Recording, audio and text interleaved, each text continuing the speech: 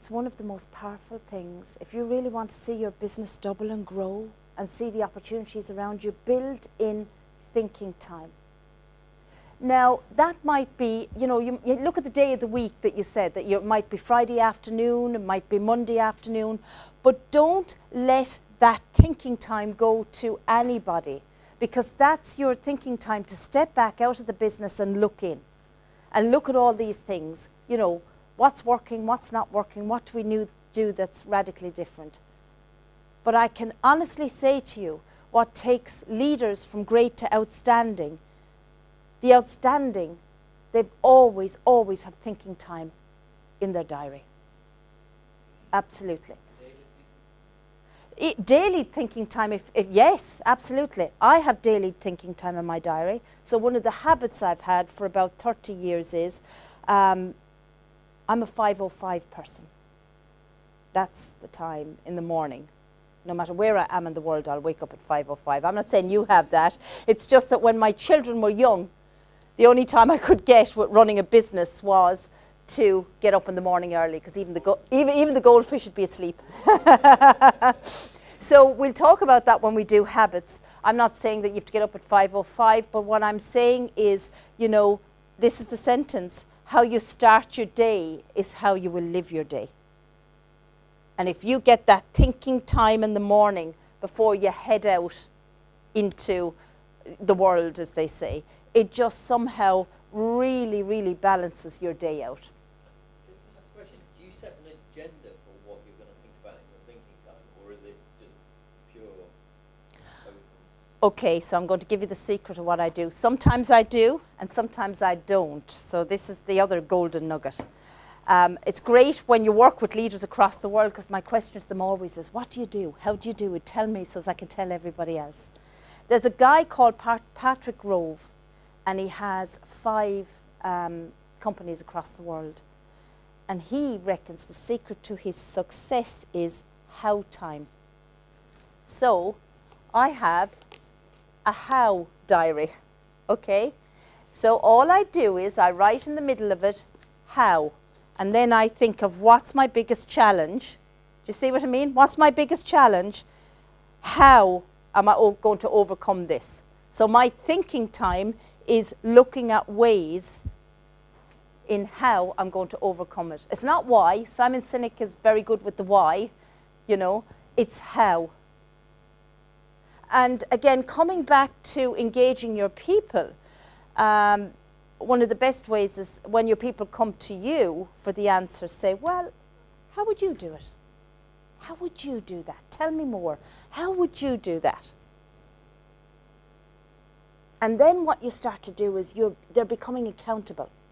And you're building what I'm talking about, accountability cultures. Does that answer your question? Yeah. So get yourself a simple diary, and I was doing it, and I did it yesterday, coming down on the train. I do it on the train, I do it on the plane, so that's all thinking time. So when you're going home from work or whatever on the train, if you use the train or the planes, get your how diary out. And look at your biggest challenges. And then just let your mind wander. How? What are the possibilities that I'm not even seeing right now? And sometimes that's when your greatest ideas come. It's the same as thinking time. I used to work with a CEO years ago, and believe it or not, his greatest thinking time came in the shower, in the morning. Somebody else used to be on the road a lot. Greatest thinking time came in the car, driving. But you need to capture it. So always, always, always have. I go everywhere with different, different books, different diaries. Why? Because I'm always capturing. But sometimes we don't write it down and then it goes. The world of work is changing fast. It's changed more in the last 5 years than the previous 50 years. You see, change and chaos wakes us all up. And sometimes, and I just want to put this out here, sometimes, because it certainly has happened to me in my business at times, sometimes we forget to do the little things that got us there. Ourselves. I say to people time and time again, Nothing fails like success. Ouch. Why? Because when we climb that mountain and we're up here, what happens? You get chilled. Absolutely. You start to take it easy. You get chilled. Nothing fails like success. When actually, that's when we should be really, really, really making hay. That's when we should be really, really, really developing the business of the future and expanding, you know, et cetera, et cetera. But for most of us, we get chilled. And the thing is, when we've had a good month or a good year, what do? We think we'll always have it. Ouch. So, and I'm just saying that to you because it happened to me in 2008. And 2008, we had got to the stage of building the business where it was quite nice because in the banking sector, we didn't have to pick up the phone anymore. The phone rang. You know that when the phone rings? Wow. That's, you know, when the phone rings. And I remember the 29th of September, 2008, Lehman's went down. And my husband said to me, he said, your business is in trouble. I said, no, it's not. Absolutely not. We're having the best year we've ever had. Ouch. Following 3 months, yeah. Doors closed, phone stopped ringing.